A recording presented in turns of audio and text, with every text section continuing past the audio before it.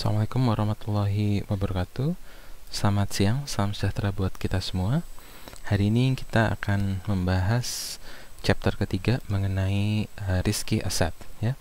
Yang pertama fokusnya kita fokus ke common stock ya. Karena dia common stock maka kita tidak tahu harga saham pada periode berikutnya. Misalnya kayak harga saham besok kan kita nggak tahu ya.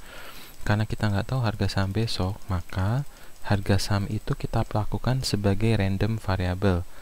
Karena diperlakukan sebagai random variable, tentu ada konsekuensinya ya. Nah, ini ada notasi-notasi. Kalau kita perhatikan ini ada ST ya. S itu stand for stock price. T itu berarti periode ke T gitu ya. Kemudian ini ada namanya OM ya, OHM ya, OM. OM ini mencerminkan semesta atau space. Maksud saya space itu maksudnya gini. Bayangkan kalau kalian punya diagram Cartesius ya, ada sumbu X, sumbu Y. Maka titik pertemuan sumbu X dan Y itu kan sebuah titik. Gitu ya. Kalau kalian punya 3 sumbu X, Y, Z, maka equilibriumnya sebuah garis. Kalau 4 sumbu, nanti dia akan sebuah segitiga. Ya. Nah, jadi space itu dikatakan berbagai macam kombinasi dalam diagram yang kita punya ya, itu namanya space. Karena ini harga saham, tentunya harga saham itu ada positif nilainya ya, nggak mungkin harga saham itu negatif, maka harganya 0 ya. Mungkin harga saham 0 ada kalau ada stok dividen, dan 0 sampai unlimited seperti itu ya. Nah, kemudian di semesta, di simbol Ohm itu akan ada probability ya. Nah, karena untuk menyederhanakan masalah kita akan menggunakan konsep binomial probability ya. Jadi probability hanya ada 2 ya. Probability itu disimbolkan dengan omega. Ini ada omega, ini ada omega 2 ya, omega dengan bar di atasnya seperti ini, dimana omega 1 dan omega 2 ini elemen dari space ya.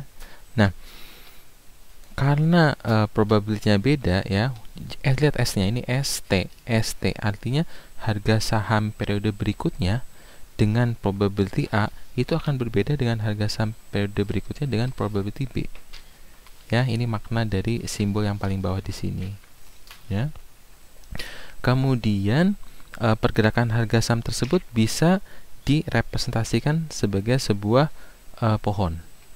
Ya, sebuah pohon. Kalau kalian cek di buku itu berarti lihat nih pohonnya di sini ada 55, berarti ini adalah harga saham pada periode ke-0 gitu ya. Kemudian harga saham pada periode kedua itu bisa menjadi 58 kalau naik ya, atau bisa menjadi 52 kalau turun ya. Nah, pada periode ketiga harga saham yang dari 58 ini bisa naik jadi 60 atau turun jadi 52 seperti itu. Ya, jadi ini digambarkan menjadi sebuah tree. Nah, kalau kita lihat skenarionya, ini ada 2 skenario, W1, W2. Maka artinya apa? Artinya kita menggunakan binomial probability, jadi 2 ya, binomial. Dan kalau ada binomial tree berarti probability yang hanya 2 tadi digambarkan dalam sebuah pohon tree seperti ini ya. Ini untuk mempermudah pemahaman kalian. Nah, ini nanti bisa kalian cek di file Excel. Intinya adalah function of random variable is also random function, but function from a constant variable, maka semua karakteristiknya akan konstan. Yes. Jadi contoh gini, kita punya suatu fungsi f y sama dengan fx. Y adalah fungsi dari x seperti itu. Kalau kita ganti menjadi y sama dengan 2x, ya, apa yang berubah? Ya, secara range data dia akan berubah, tetapi secara standar deviasi ya, kalau kita berbandingkan min-nya sebelum dan setelah itu akan tetap sama. Ya, nanti kan bisa buktikan ya. Jadi kalian bisa bayangkan distribusi itu sebagai sebuah DNA gitu ya, sebuah karakteristik ya, di mana suatu data dia akan mempunyai karakteristik DNA yang unik. Dan DNA itu dicerminkan dalam sebuah distribusi. Distribusi ini bisa berupa PDF atau probability density function, atau CDF, cumulative distributive function ya, tergantung kan mau pakai analisis yang mana, apakah one tail atau two tail seperti itu. Nah, intinya adalah tadi ya, kalau dia dikali suatu konstanta dia nggak akan berubah seperti itu ya.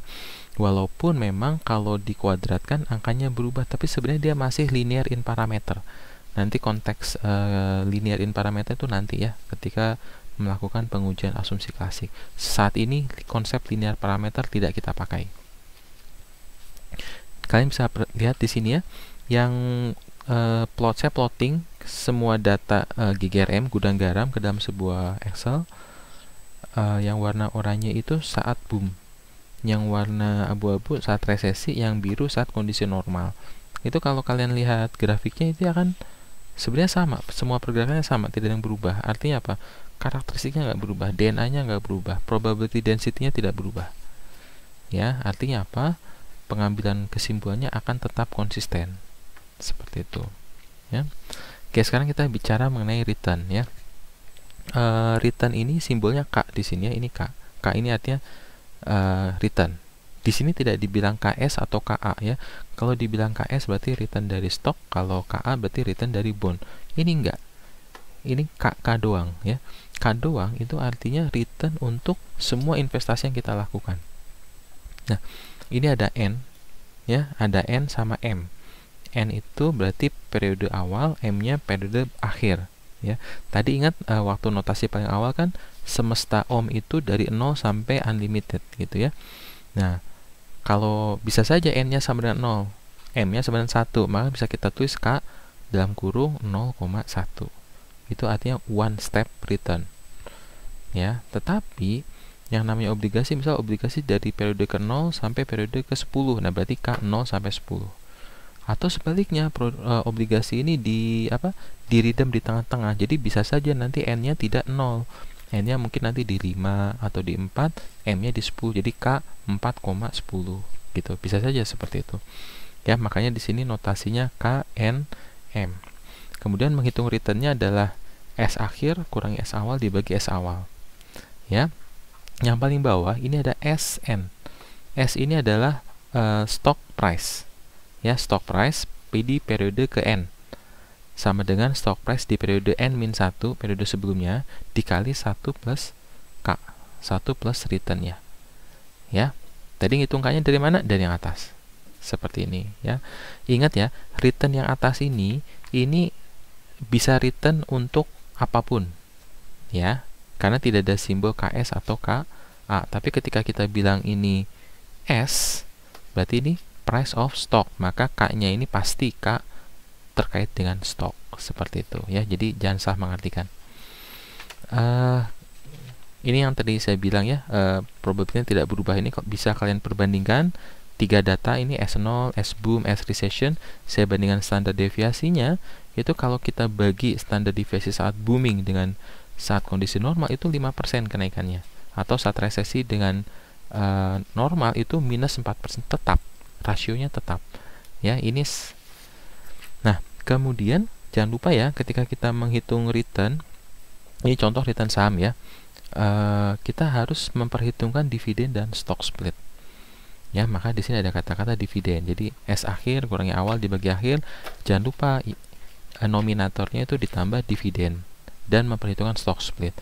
Jadi kalau kalian download data dari Yahoo Finance, maka kalian harus gunakan kolom adjusted closing price.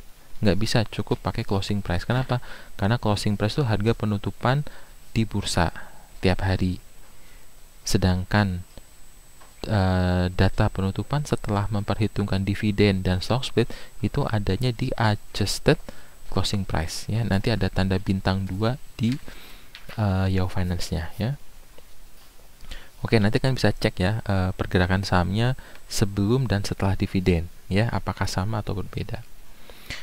Kemudian kita juga ada konsep non-additivity. Add itu ditambah ya, berarti non-additivity itu artinya tidak ditambah. Kemudian yang kedua, deterministic return ya. Jadi deterministic itu lawannya continue. Nah, apa maksudnya non-additivity? Jadi gini, bahasa gampangnya adalah kalau kita bicara direct arithmetic, maka setiap kita menambahkan fungsi yang lain atau rumus yang lain itu bisa ditambah karena bedanya tetap. Tapi kalau kita bicara deret geometri atau rasio itu nggak bisa kita tambahkan, atau dengan kata kita bilang non additivity ya. Contohnya nih, ini contoh menghitung SM. Jadi harga stok pada periode QM itu adalah harga stok periode sebelumnya dikali 1 plus K N plus 1, 1 plus K N plus 2, 1 plus K M gitu ya. Ini kan semua dikali. Maka ini kita katakan sebagai non additivity, non deterministic return, seperti itu. Nah, jangan lupa ketika kita menghitung K, maka kita menghitung return berdasarkan data historis. Nah, di mana data historis ini kadang-kadang misleading. Kenapa? Karena data historis itu ada komponen trend, ada komponen cycle. Seperti itu. Nanti itu kita bahas di mata kuliah yang lain, atau nanti saya bikin video yang lain bagaimana membedakan trend dengan cycle dengan menggunakan Hodrick-Prescott filter, seperti itu. Untuk saat ini kalian cukup tahu ada trend, ada filter di sebuah data ya. Trend itu berarti komponen suatu data yang membawa karakteristik jangka panjang, sedangkan cycle itu membawa karakteristik jangka pendek, seperti itu ya. Nah, pada umumnya kalau kalian menganalisis saham itu kita menggunakan yang namanya metode technical analysis. Nah, salah satunya adalah candle and stick ya. Kata salah satu teknik statis yang digunakan adalah MA atau moving average ya. Jadi kalau ada MA5 itu artinya moving average 5, MA20 moving average 20, MA10 itu namanya moving average 100 kayak gitu ya, 100. Maksudnya apa? Maksudnya saya memprediksi data hari ini berdasarkan data 5 hari yang lalu. Itu berarti MA5. Berarti kalau MA20 saya memprediksi dengan menggunakan data 20 hari yang lalu. Nah, artinya apa? MA itu digunakan untuk memprediksi data-data yang sifatnya jangka pendek, sedangkan MA100 ini untuk melihat komponen tren, seperti itu ya. Oke, contoh ini kita misalnya evaluasi di titik ini nih, kalian bisa lihat ini di bulan Juli ya, contoh di bulan Juli. Data sahamnya warna biru ya. Kalau lihat yang warna biru kan harganya naik, tapi kan kita nggak tahu setelahnya naik atau tidak. Tapi kalau kita lihat yang warna oranye, itu prediksinya naik. Artinya apa? Dalam jangka pendek, harga saham Gudang Garam ini akan naik. Sedangkan kalau kita prediksi secara jangka panjang, berarti yang warna oranye muda ya, itu malah turun. Atau agak-agak stagflasi, agak-agak stagnan, seperti itu ya. Jadi, dengan menggunakan parameter yang berbeda, forecasting kita akan beda. Ya, maka penting bagi kalian ketika kalian ketemu dengan suatu data, kemudian ada orang yang ngeran hasil data itu, maka yang perlu dicek pertama adalah apa parameter yang digunakan. Kita harus sama parameternya, maksudnya harus sama gitu ya. Kalau dia pakai parameter A, kita pakai parameter B, ya tentu kesimpulannya nggak akan match, seperti itu. Nah, sebenarnya ada satu lagi namanya ARIMA. Jadi A5 itu dari kata AR dan MA. MA-nya moving average, AR-nya itu auto regressive. Jadi auto regressive itu artinya kita meregresikan dengan data kita sendiri. Jadi kalau misalnya gini, Y sama dengan X. Nah, kalau kita sebut AR1 artinya Y sama dengan Y-1. Jadi kita memprediksi Y dengan data Y periode sebelumnya, itu AR1. Kalau AR2 berarti Y sama dengan Y1 plus Y-1 plus Y-2, seperti itu ya. Itu namanya AR. Nah, biasanya dikombine, namanya A5, AR dan MA ya. Nah, tadi kan saya sudah bilang bahwa karakteristik atau probability density-nya itu tidak berubah kalau kita mengalihkan suatu fungsi dengan konstanta. Tapi ya, standar errornya berubah ya. Standar errornya ketika kita menggunakan moving average itu akan beda magnitude-nya. Contoh, ketika kita memprediksi dengan MA5, standar errornya itu yang warna biru ya, kecil. MA20 warna orange, MA100 lebih besar lagi. Tapi bisa kita lihat di sini bahwa antara MA20 sama MA100 ini sama-sama besar ya, cuma yang MA20 ini lebih fluktuatif. MA100 ini lebih panjang. Artinya MA100 ini mengukur tren.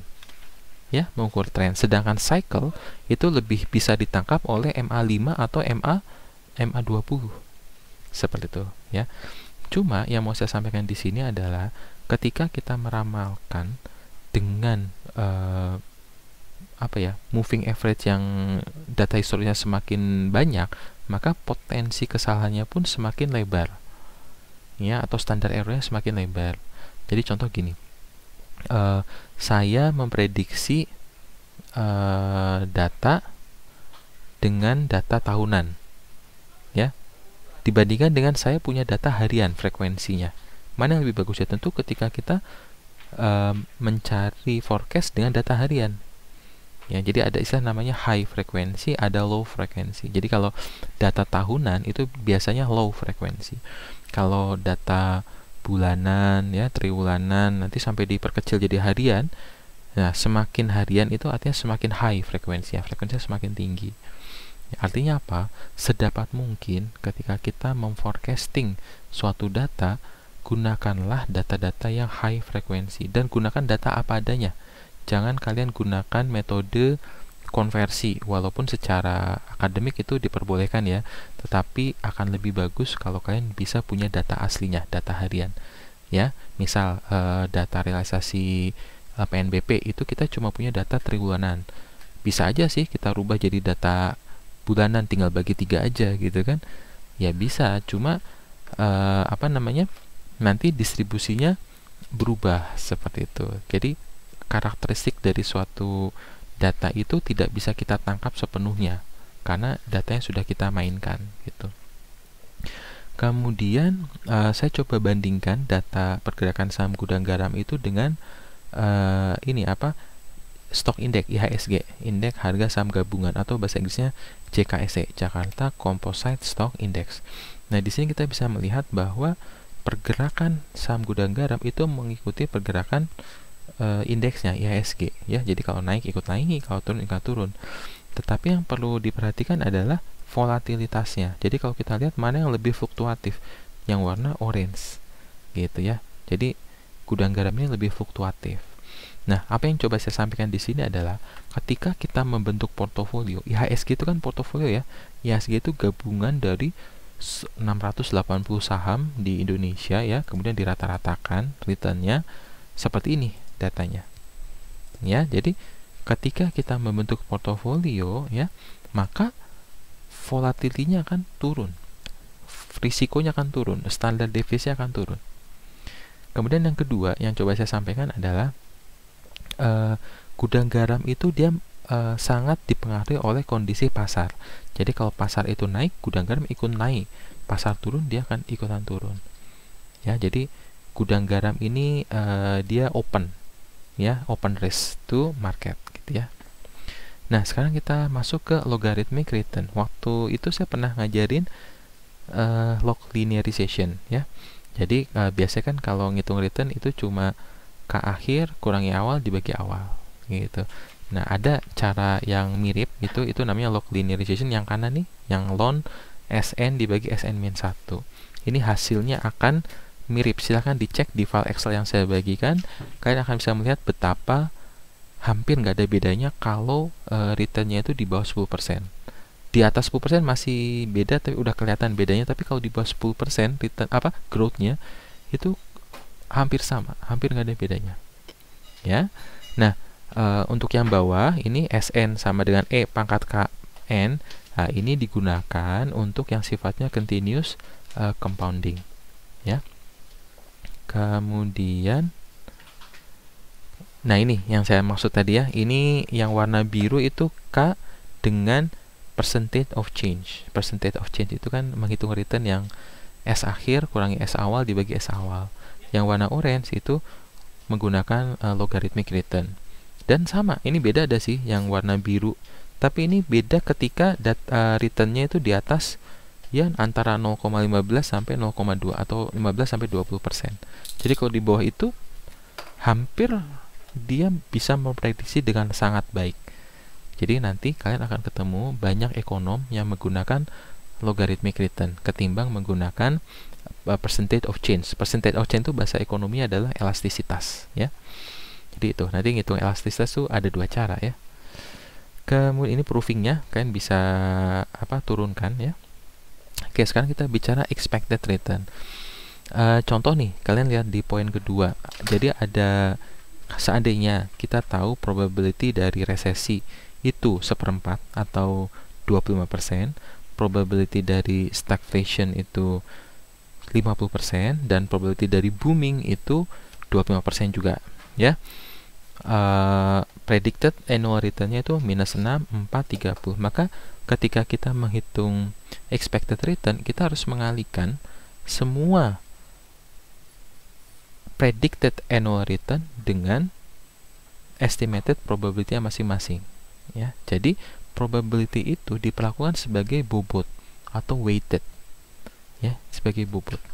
Jadi nanti kalian akan menemukan fakta bahwa weighted itu akan sama dengan probability-nya, ya. Bagaimana pembuktiannya?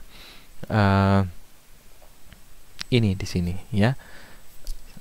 Maksudnya adalah di sini dikatakan bahwa expectation of a sum random variable is the sum of expectation. Jadi ekspektasi dari sum itu akan sama dengan sum of expectation. Nah, ini buktinya. Jadi contoh gini, misal kita punya pelemparan dadu. Nah, dadu itu kan ada angka 1, 2, 3, 4, 5, 6. Maka bisa kita kan di sini probability dari x itu berarti kejadian munculnya angka pada dadu, ya. Jadi x ini artinya nama variabel. Jadi x, kalau x misal tinggi badan teman sekelas, maka tinggi badan itu adalah nama variabel, maka simbolnya x besar. Sedangkan kalau x1 itu artinya adalah observasi data. Jadi misalnya tinggi badan David 172. Nah, berarti x1 itu sama dengan 172. x2 berarti orang lain, ya. Contoh misalnya gini, probability dari x sama dengan 1, dadu munculnya 1. Misalnya 1/6.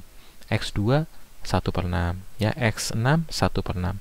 Jadi kalau 1/6 dikali 6 itu hasilnya 1, karena probability pasti nilainya 1.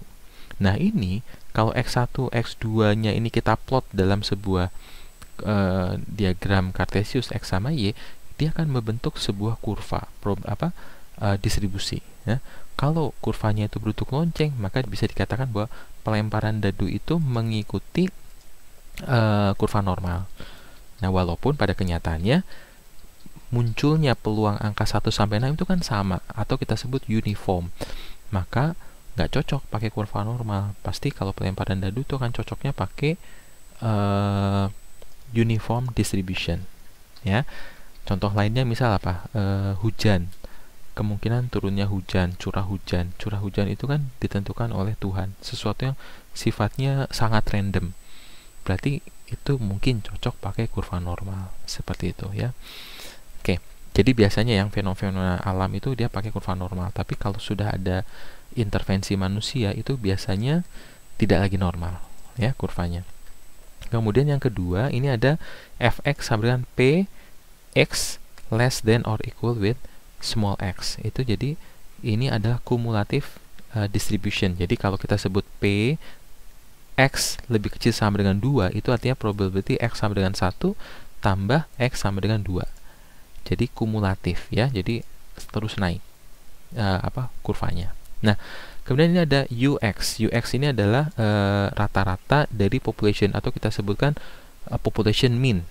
Nah, ingat ini ux ini atau μx ini adalah sebuah konsep, ya. Karena contoh gini, apakah kita tahu rata-rata tinggi badan orang se-Indonesia? Ya, nggak mungkin. Kita nggak mungkin nanya 300 juta orang satu-satu, ya. Karena tidak mungkin, maka kita menggunakan sampel. Nah, artinya apa? μx atau population mean ini itu nggak bisa dipakai. Yang kita pakai adalah x bar. Nah, kalau tandanya ini kita ganti dengan x bar itu artinya sample mean. Nah, gitu. Yang paling penting sampelnya mencerminkan karakteristik populasi atau mempunyai distribusi yang sama. Nanti ada teknik-teknik sampling, ya, itu di pelajaran lain. Nah, maka ketika kita menghitung sample mean atau x bar itu akan sama dengan EX, expected return dari x, ya. expected return dari X itu sederhananya adalah rata-rata. Jadi kalau kalian tanya apa rata-rata, berapa rata-rata tinggi badan teman-teman sekelas, nah berarti notasinya itu kita bisa pakai X bar kalau kita menggunakan sampel, atau menggunakan mu X kalau kita sensus semua orang di kelas gitu ya. Dan kita juga bisa menghitung dengan mencari rata-ratanya atau EX ya. Nah, tadi kita udah tahu ya, menghitung expected return itu sama dengan X1 dikalikan probability-nya. Seperti itu ya, ditambah X2 kali probability-nya ya. Maka ketika kita jumlahkan ya, maka EX ini itu akan sama dengan sigma ya, sigma dari I sama dengan 1 sampai ke N xi function of xi ya. Jadi ini penulisan ini yang dimaksud dengan sum expected of summation itu sama dengan sum of the function ya. Di sini nih expected of a sum random variable, jadi expected of sum function of x itu sama dengan sum of expectation, sama ya. Kemudian ingat, saya selalu garis bawah ini, jangan pernah lupa function of random is also random. Jadi kalau kalian menemukan fx gx ya, kalau kita tahu bahwa fx-nya itu suatu random variable, maka gx pun suatu random variable ya. Berbeda halnya kalau fx itu adalah konstan. Contoh misalnya y sama dengan 2, itu kan konstan. Maka mau kita fx gx ya, mau gx-nya berapapun, kalau itunya konstan, dia akan tetap konstan ya. Nah, oke, sekarang kita bicara mengenai binomial tree model ya. Nah, di sini kita asumsi adalah one step return. Jadi yang dimaksud one step itu adalah return antara periode 0 dan 1, atau 2 dan 3, atau 10 dan 11. Jadi itu namanya one step. Jadi cuma satu periode ya.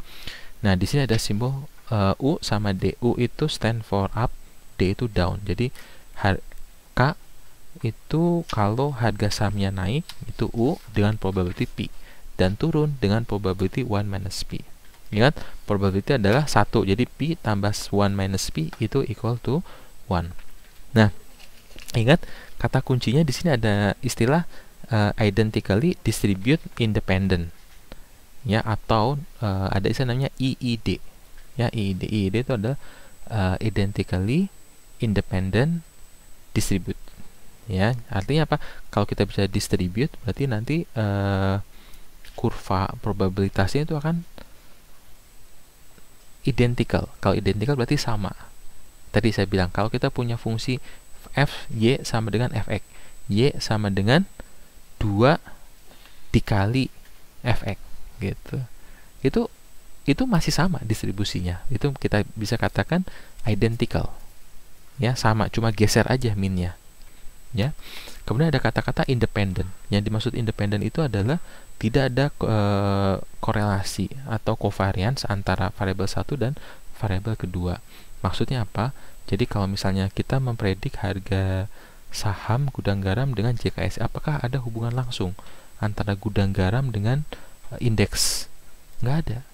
Ya, tapi kalau kita bicara saham induk perusahaan dengan anak perusahaan ya, misalnya apa ya, Telkom sama Telkomsel kayak gitu ya, itu kan induk sama anak perusahaan, itu pasti berhubungan, berkorelasi. Nah, kalau berkorelasi, maka konsep IID ini nggak bisa dipakai, karena IID itu stand for independent, ada kata-kata independent ya, hati-hati. Kemudian kalau tadi kita bicara K, berarti K itu return ya. Nah, sekarang kita bicara S. S itu berarti stock price. Ya, stock price. Nah, berarti stock price di periode ke-1, ini one step return ya, itu sama dengan S0 dikali 1 plus return ketika sahamnya, ketika ekonomi booming. Jadi U. 1 plus up gitu ya. Berarti S kalau turun berarti S0 kali 1 plus down. Nah, kalau kita mau hitung expected return-nya, maka harus ini apa namanya, dikalikan. Nah, ini jadi expected return dari K itu adalah probability-nya dikalikan return, probability ketika down dikalikan return ketika down. seperti itu. Ini dapat EK1. Kalau mencari ESN berarti expected stock price di periode N itu adalah S0 dikali 1 plus expected return-nya. Nah, EK1-nya itu dari yang atas ini. Ya, seperti itu. Oke. Sekarang kita ketika membandingkan stok sama bond ya, return-nya itu seperti apa? Jadi sebenarnya kalau dari sudut pandang investor kan, investor itu independen ya. Mau milih bond atau mau milih invest di stok kan sama aja. Yang penting yang mana yang memberikan return paling tinggi. Cuma kita tahu bahwa di sini dibilang ya, price of SN is unknown in advance. Jadi kita nggak pernah tahu harga saham besok. Karena kita nggak pernah tahu, maka harga saham itu memiliki risiko yang lebih besar. Karena harga saham memiliki risiko yang besar, maka otomatis investor itu they will require higher return for investment in stock. Maka di sini dikatakan expected return dari stok itu akan lebih besar daripada R. Nah, apa yang dimaksud R? Ada yang mengatakan bahwa R kecil ini adalah nominal interest rate. Kok apa hubungannya sama nominal interest rate? Bisa aja gini, saya investor, saya mau beli saham, saya nggak punya duit. Akhirnya apa? Saya datang ke bank minjem uang. Nah, minjem uang ada bunganya dong. Nah, jadi di sini dikatakan bahwa return dari investasi di stok saya itu harus lebih besar daripada bunga yang harus saya bayarkan ke bank. Jadi EK1 lebih besar daripada R, seperti itu. Ya. Nah, atau ada juga mengatakan R ini adalah sebagai risk-free securities. Jadi contohnya adalah surat utang Bank Indonesia, atau di Amerika ada namanya US Treasury Bill. Ya, jadi itu sebagai pembandingnya. Oke, sekarang kita bicara mengenai risk neutral probability. Nah, jadi saya garis bawahi risk neutral. Kalau di makroekonomi ada istilah namanya steady state ya. Steady state itu suatu kondisi ketika delta K sama dengan 0. Jadi capital accumulation-nya sudah berhenti. Itu kedapatan steady state. Jadi steady state itu suatu kondisi, suatu apa ya? Kayak lebaran itu kan suatu peristiwa, suatu kejadian gitu ya. Jadi steady state itu juga suatu kondisi, suatu kejadian, suatu peristiwa. Jadi risk neutral juga sama, itu adalah suatu kondisi. Nah, kondisi seperti apa? Kondisi ketika ini probability dari investment in stock itu akan sama dengan risk free securities atau independent. Ya, walaupun pada kenyataannya ini tidak ada seperti ini ya. Ini maksudnya ini konsep yang sifatnya utopis, tapi di masa depan ketika informasi itu sudah benar-benar simetrik, ketika transaction cost itu bisa zero, semuanya online gitu ya, sangat mungkin terjadi bahwa return di saham itu akan sama dengan return di di obligasi maupun lending rate, seperti itu. Ya, ini kondisinya. Nah, ingat, karena kita tadi pakai konsep binomial, jadi kita cuma punya dua omega, dua probability. Jadi probability ketika harga saham naik atau harga saham turun. Nah, maka di sini P dikali P star ini berarti probability risk neutral condition ya, with risk neutral condition. Berarti P dikali U tambah 1 min P star dikali D sama dengan R. Nah, berarti kita tahu dong P-nya berapa. Nah, P-nya adalah R ini minus D dibagi U minus D. Pak, kenapa kita harus mencari tahu P star? Karena begini, karena kita memprediksi harga saham di masa depan, maka kita perlu cari tahu dong berapa probability-nya. Dan tidak ada yang pernah tahu probability. Kenapa? Karena probability itu random. Kan tadi ya, harga saham itu random. Probability adalah fungsi dari harga saham. Berarti function of random variable also random. Jadi probability harga saham itu random. Nggak pernah ada orang yang tahu. Random. Karena dia sifatnya random, maka kita bakal nebak-nebak dong. Nah, ini adalah salah satu approach yang digunakan. Jadi kita menyederhanakan masalah dengan kita hanya membagi ekonomi booming dan resesi. Hanya dua kondisi. Maka kita bisa mengasumsikan ya. Jadi ketika menghitung expected return, instead of using only P gitu ya, we will use P star kayak gitu. Jadi kita pakai P dalam kondisi risk neutral Apa itu risk neutral? Ketika probability dari kondisi ketika naik dan turun diproporsionalkan, itu akan sama dengan risk free securities, kayak gitu ya. Nah, ini maksudnya apa? Bayangkan kalian punya suatu kartesius ya, x sama y, sumbu x-nya itu adalah pi, sumbu y-nya pi minus 1. Nah, ini dia akan ada di tengah-tengah di sini ya, di sini. Ini equilibriumnya. Nah, kemudian kalian punya dua sumbu yang lain ya, yaitu yang pertama probability ya, u minus r d minus a. Jadi sumbu x-nya adalah ketika probability ketika ekonomi booming, dan sumbu satunya itu ketika ekonomi resesi ya. Nah, jadi ini akan ada resultan ya, ini akan ada resultan. Jadi ini vektor ya, ini yang panah pertama nih saya tandai, ini adalah vektor 1. Vektor 1 ini adalah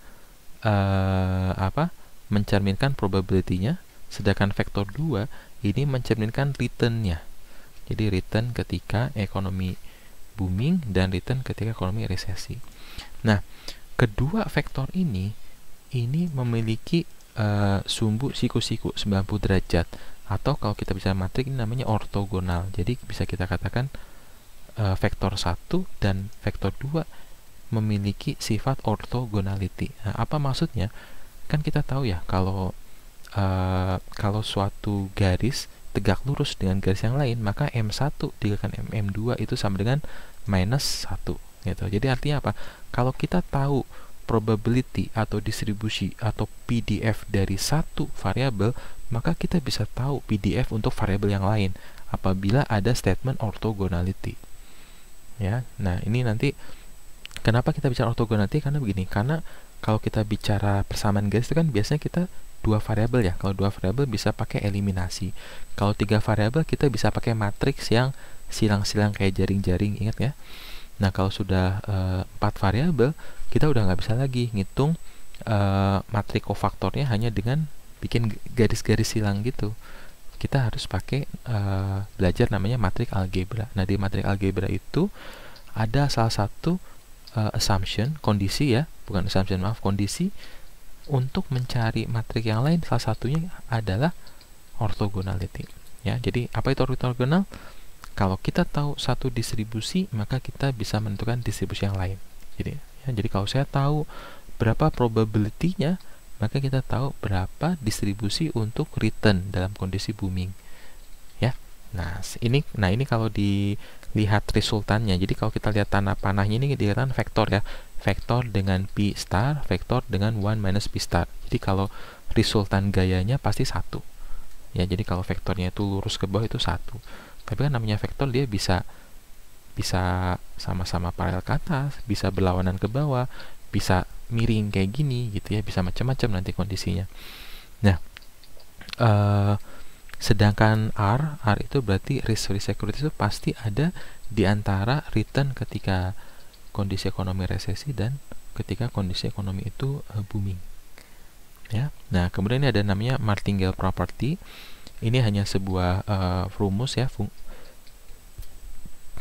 di mana ketika kita menghitung expected price dalam kondisi risk neutral, kita bisa menggunakan S0 dikali 1 plus R pangkat N. Ingat ya, tadi sebelumnya ketika Sn itu adalah S0 kali 1 plus K ya, 1 plus K. Cuma di sini K-nya di replace dengan R ya. Jadi ketika kondisi risk neutral probability, maka K itu akan sama dengan R kayak gitu ya. Jadi 1 plus R.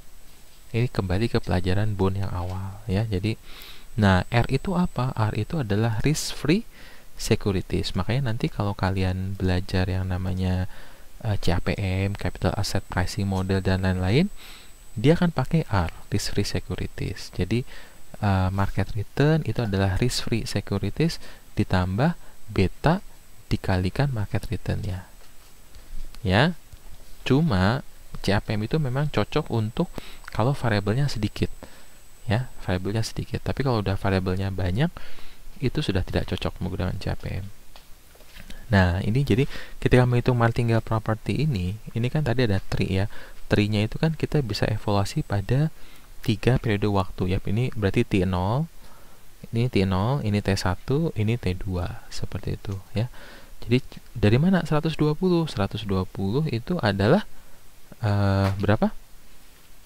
S0-nya 100, U-nya 2. Nah, berarti 100 dikali 1 plus 0,2 itu kan 120 dengan probability 2 per 3. Dan 90 itu adalah minus 0,1 dikalikan 100, jadi 90. Nah, berapa expected return di T sama dengan 1? 2 per 3 kali 120 tambah 1 per 3 kali 90. Ya, kemudian pada periode T2 berapa? Berarti 2 per 3 kali 144, 1 per 3 kali 108, 2 per 3 kali 18 ditambah 1 per 3 kali 81. Yang itu kalau ditotal itu akan sama dengan S0 dikali 1 plus R pangkat N-nya. Seperti itu. Ya, itu akan sama. Ya. Kemudian ini ada trinomial tree model. Jadi kalau binomial itu hanya kondisi ketika booming dan resesi, maka ketika bicara trinomial itu ada 3 kondisi ya. Ketika up, ketika N itu normal condition, D itu berarti down condition. Ya, ini sama aja sih konsepnya, nggak jauh beda ya. Ini kita hitung S1-nya yang paling bawah ya. Ini di sini tinggal dikalikan. Nah, ini agak sedikit rumit. Jadi kalau tadi diagram kartesnya cuma 2 dimensi, maka kita jadi punya 3 dimensi. Nah, kalau 3 dimensi, maka nanti solusinya itu adalah sebuah plane. Plane itu yang ini nih, daerah yang diarsir di sebuah space. Space itu kombinasi titik-titik dalam sistem ya tata surya dalam sistem P Q sama 1 minus P minus Q kayak gitu ya. Tapi kalau kalian bingung membahas trinomial, balik ke konsep binomial, itu sami mawon ya. Oke, limaknya adalah konsep binomial tree model ini bisa diterapkan untuk trinomial model, sama aja ya. Jadi kalau binomial itu artinya kalau dari sisi waktunya ya, evaluasi waktunya berarti kita cuma ngomongin one step return. Jadi 0 dan 1 atau 1 dan 2, 2 dan 3. Jadi one step return. Kalau trinomial berarti kita bisa katakan probability-nya itu untuk one step return itu ada 3 probability. Gitu kan, kalau binomial cuma up and down. Kalau trinomial itu bisa up, normal, down kayak gitu. Nah, yang untuk continuous time limit tadi ya, yang saya katakan evaluasi di periode waktunya, itu bisa, tadi kan kita bicara one step return ya. Nah, kalau continuous time artinya apa? Kan tadi ohmnya itu adalah 0 sampai unlimited gitu ya. Jadi nah, unlimited itulah yang kita katakan continuous time. Jadi kalau kita tanya, saya menyimpan harga saham sampai saya meninggal. Kapan saya meninggal? Nggak tahu. Saya mungkin hidup selamanya atau continuous. Jadi nah, kalau udah continuous, maka ketika menghitung returnnya kita tidak lagi menggunakan 1 plus R pangkat N, tapi kita menggunakan yang continuous compounding ya, atau E natural number pangkat R dikalikan N, seperti itu ya. Oke, sekarang kita membandingkan density-nya. Jadi ini cuma density aja ya. Lihat tail yang kanan, ekor yang kanan ini. Nah, misal ini S10 periode 10, anggaplah harga saham setelah 10 tahun. Nah, masa ada S11.